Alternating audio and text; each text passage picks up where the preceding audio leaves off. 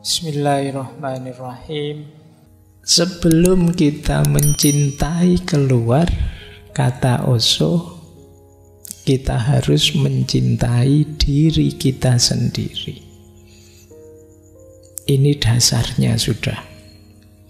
Tidak mungkin kita bisa mencintai yang di luar diri kita kalau kita belum mencintai diri kita.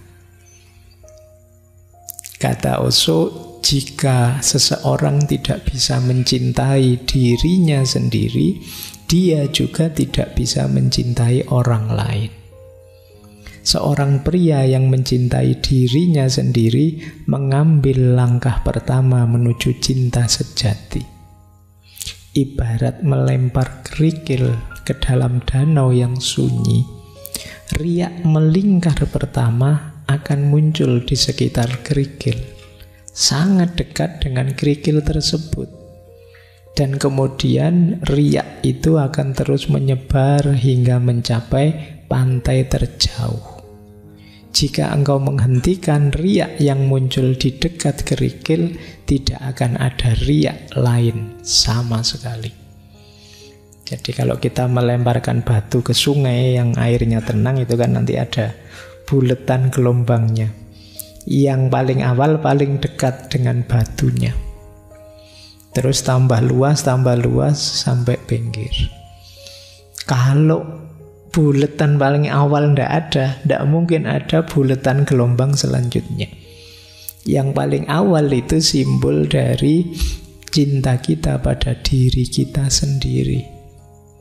Kalau kita tidak mencintai diri kita sendiri, bagaimana kita bisa mencintai yang lain?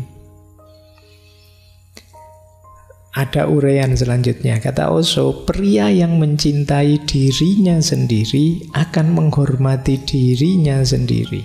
Dan orang yang mencintai dan menghormati dirinya sendiri akan menghormati orang lain. Karena dia tahu, sama seperti saya, orang lain juga demikian. Sama seperti saya menikmati cinta, hormat, martabat, begitu pula orang lain. Kalau saya menghargai diri saya tahu caranya menghargai orang lain. Kalau saya mencintai diri saya tahu caranya mencintai orang lain. Gitu loh. Oh, ternyata diperhatikan itu enak. Ya, saya tahu berarti untuk membahagiakan orang lain saya harus memperhatikannya. Jadi kalau kita peduli dengan diri kita, kita akan tahu apa yang membuat kita bahagia, senang, nyaman, dan pada akhirnya kita bisa melakukannya untuk orang lain. Kalau kita jarang mandi misalnya, terus kita, ternyata tidak mandi 3 hari, tidak apa-apa kok Pak, buktinya saya masih senang-senang saja misalnya. Ya kamu akan cenderung misalnya ngasih nasihat ke temanmu, sudahlah, tidak mandi, tidak apa-apa, saya saja contohnya begini. Kamu contohnya dirimu. Jadi kalau kamu menghargai dirimu, kamu tahu caranya menghargai orang lain. Kalian misalnya yang terbiasa, apa wis kan ada, kalau ngomong kasar misalnya, lu ternyata ngomong kasar itu asik kok Pak. Akhirnya kan kamu juga kepada temanmu yang lain juga seneng ngomong kasar. Jadi ibaratnya seperti itu cinta diri itu. Kenapa sih Pak kok harus cinta diri kita dulu? Bukankah lebih enak mengutamakan yang lain dulu loh? Kalau kamu beres dirimu, kamu mencintai dirimu, berarti kamu mengelola dirimu ke tahap yang sangat ideal. Ada lebih banyak hal yang bisa kamu lakukan untuk yang di luar dirimu. Kalau kamu tidak peduli dirimu kacau, acak-acakan, apalagi sakit-sakitan, apalagi, gimana kamu bisa mencintai yang di luar dirimu? Kamu sakit, misalnya batuk, misalnya, kamu tidak peduli kesehatanmu. Akhirnya saya batuk tidak apa-apa, yang penting yang saya cintai bahagia. Gimana bisa bahagia tiap kali deket kamu batuk? Nanti dia malah nutup mulutnya. Aduh, kamu disuruh pulang, pulang aja. Tidak jadi mesra, malah penyakit. Ya kamu tidak mencintai dirimu. Ngomong juga begitu. Kalau kamu seneng ngomong kasar, ya mungkin tidak kerasan orang di sekelilingmu. Itulah dasarnya. Jadi sebelum kita mencintai yang di luar diri, ayo mencintai diri kita sendiri dulu. Ngopeni diri kita, itu amanat pertamanya di situ. Maka kata Osho itu yang paragraf ketiga itu menarik. Sokrates berkata, kenali dirimu. Buddha berkata, cintai dirimu. Kata Osho, Buddha jauh lebih benar. Kenapa? Karena jika kamu tidak mencintai dirimu sendiri, kamu tidak akan mengenal dirimu sendiri. Pengetahuan hanya akan muncul kemudian. Cinta yang mempersiapkan landasannya. Kalau kita mencintai diri kita, maka kita akan bisa mengenali diri kita lebih dalam. Tidak bisa ujuk-ujuk mengenali. Cinta harus jadi landasannya. Maka ya Sokrates benar sih, tapi Buddha lebih benar, kata Osho. Karena mencintai diri akan jadi landasan kita memahami diri kita lebih tepat, lebih benar. Itulah mengapa dasarnya cinta itu self-love, cinta diri. Baik, yuk kita lanjutkan. Terus, cinta itu menurut Osho sudah ada dalam diri kita. Tidak usah kamu cari kemana-mana. Kualitas, karakter, sifat, kemampuan mencintai itu kita sudah bisa. Hanya saja tertimbun oleh banyak hal dalam diri kita, oleh ego kita, oleh ambisi kita, dan lain sebagainya. Maka kata Osho, seringkali aku mengatakan pelajarilah seni mencintai. Tetapi yang aku maksud sebenarnya adalah pelajari seni menghilangkan semua yang menghalangi cinta. Ini adalah proses negasi, ibarat menggali sumur. Engkau terus-menerus membuang banyak lapisan tanah, kerikil, bebatuan, dan tiba-tiba ada air. Airnya sebenarnya selalu ada, dia mengalir di bawah. Setelah engkau menghilangkan semua penghalang, air tersedia. Begitu juga dengan cinta. Cinta adalah arus bawah dari keberadaanmu. Memang sudah mengalir, tapi masih banyak bebatuan, banyak lapisan tanah yang harus disingkirkan. Jadi tidak usah khawatir, Pak, saya itu tidak pinter mencintai, Pak, saya itu, semua orang pasti bisa. Buktinya kalau kamu jatuh cinta, ya tiba-tiba bisa bikin puisi. Tiba-tiba pinter nulis puisi patah hati dan lain sebagainya. Jadi kita bisa kok. Yang penakut kalau jatuh cinta tiba-tiba jadi berani. Yang biasanya kalau ngomong kaku tiba-tiba bisa ngerayu, bisa gombal. Tiba-tiba bisa basa-basi. Tiba-tiba bisa menyapa. Itu dasarnya cinta. Kita bisa kok sebenarnya. Hanya saja selama ini banyak tertimbun oleh macam-macam. Mungkin oleh ego, mungkin oleh gengsi, mungkin oleh ambisi, mungkin oleh cita-cita yang tidak perlu dan lain sebagainya. Berarti tugas kita apa? Yuk bersih-bersih diri ini terhadap hal yang tidak penting, biar cintanya bisa muncul keluar. Mungkin ada banyak kebencian dalam diri kita, yuk kita sisihkan, kita singkirkan. Mungkin ada banyak iri, mungkin ada banyak dengki, mungkin ada banyak dendam. Itu kita singkirkan semua. Pada akhirnya cintalah yang akan muncul. Di situ kita akan menjadi pribadi yang mencintai. Jadi prosesnya bukan latihan mencintai. Pak, saya tak latihan caranya gombal gimana caranya. Nggak usah, kamu sudah otomatis bisa kalau itu.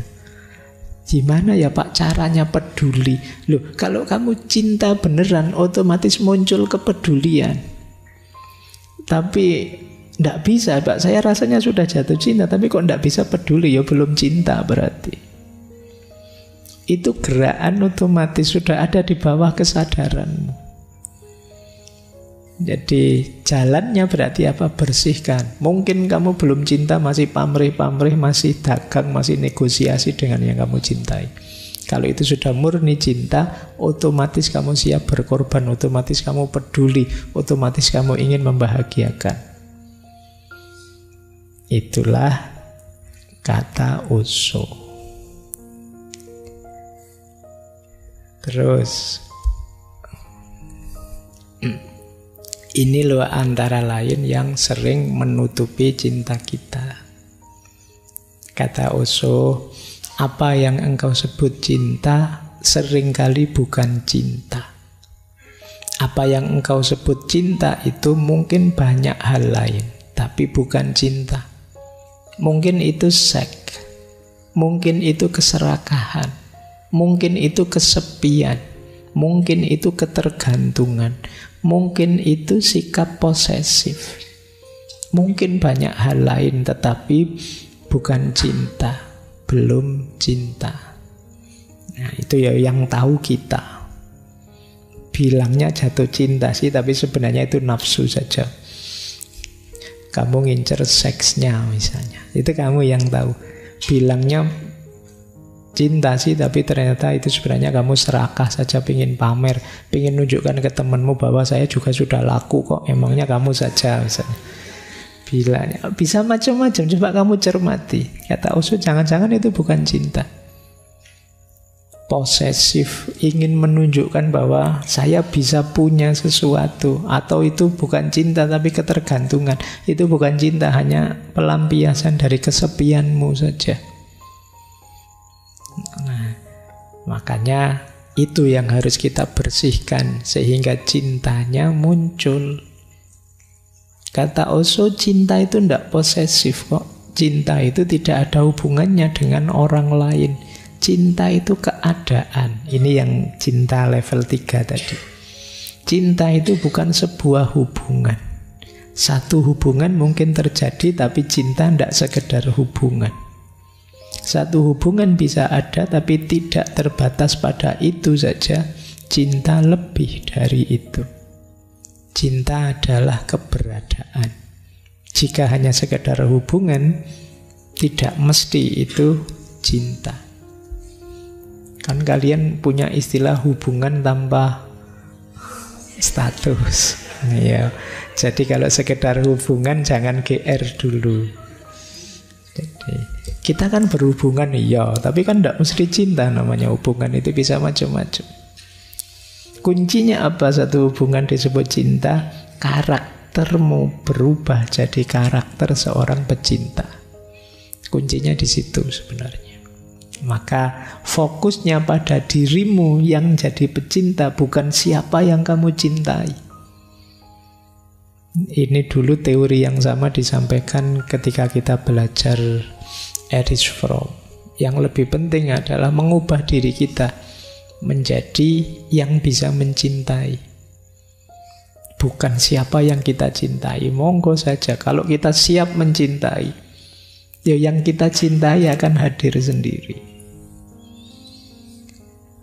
Oke, ini yang kita bersihkan sehingga cinta yang tertimbun di bawah kesadaran akan muncul, menjadi penciri kita.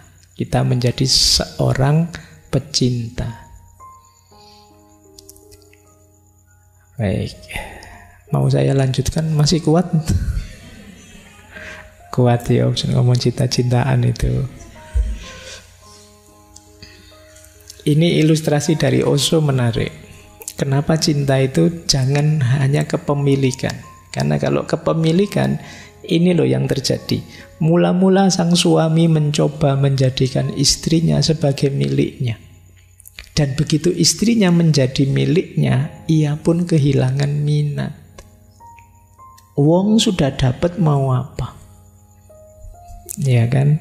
Itu yang terjadi. Makanya jauhan. Kan banyak yang bilang, sudah menikah terus gegeran itu. Dulu kelihatan apa, sekarang lihat apa. Kan kita begitu. Lu dulu belum dapat, makanya dikejar-kejar. Sekarang sudah dapat, sudah dinikah. Selesai tantangannya. kehilangan minat, tidak menantang lagi. Oh, ini yang sering jadi masalah. Kok bisa begitu, Pak? Karena cinta dimaknai sekedar kepemilikan. Kepemilikan itu kalau sudah dimiliki kan selesai. Kalau kata Ki Ageng Suryo Mentaram, manusia itu ingin sesuatu. Kalau sudah diperoleh, mulur keinginannya. Tidak mungkin selesai di situ. Kalau sudah diposes, sudah dimiliki, ya dia ingin miliki yang lain. Jadi jangan memaknai cinta hanya sebagai kepemilikan. Itu kan banyak yang tanya ke saya, Pak, cinta harus memiliki enggak, Pak? Iya, boleh saja cinta itu memiliki, tapi jangan dimaknai cinta sekedar kepemilikan. Kalau tidak, ceritanya seperti itu. Jadi begitu istrinya menjadi miliknya, dia kehilangan minat. Kata Osho, ada logika tersembunyi di baliknya. Karena puncak kepentingannya adalah memiliki, sekarang semuanya sudah selesai. Dan dia ingin mencoba wanita lain sehingga dia dapat melakukan perjalanan untuk kepemilikan lagi, nyari tantangan baru. Makanya kan kadang-kadang banyak, ini gimana sih orang ini sudah nikah, istrinya ya cantik, keluarganya rasanya baik-baik saja, ya kaya, kok ya mau-maunya nyari yang lain, selingkuh. Selingkuhannya lebih di bawahnya lagi. Ya mungkin itu bagian dari tantangan baru. Karena yang di rumah sudah selesai. Kelirunya di mana? Pemaknaanmu terhadap cinta hanya sebagai kepemilikan. Ya kepemilikan ya kalau sudah dimiliki sudah. Yuk, semakin banyak kepemilikannya ya nanti semakin kaya kan. Sederhananya kan begitu. Wong manusia itu kalau urusan kepemilikan kan kata Al-Quran, alhaakumut takasur. Jadi tidak ada berhentinya. Ingin lebih lagi, ingin lebih lagi. Baik, maka ya kalimat ilustrasi ini menegaskan ndak cinta jangan hanya dimaknai sekedar posesif, kepemilikan. Lanjut. Osho juga menjelaskan cinta yang dewasa. Cinta itu tanda orang sudah dewasa. Cinta yang dewasa, kata Osho, manusia menjadi dewasa saat dia mulai mencintai, bukan saat dia mulai membutuhkan sesuatu.